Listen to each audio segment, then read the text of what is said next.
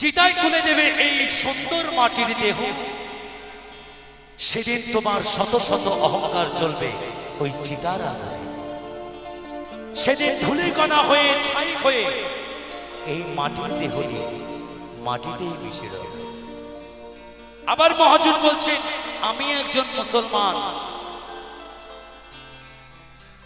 যেদিন চারজনাতে কাঁধে তুলে এই মাটির দেহটি ওই গোরস্থানের দিকে নিয়ে যাবে, সেদিন তোমার শত শত অহংকার ওই 3.5 হাত মাটির তলাতেই পড়ে রবে। তাই মহাজন বলছেন,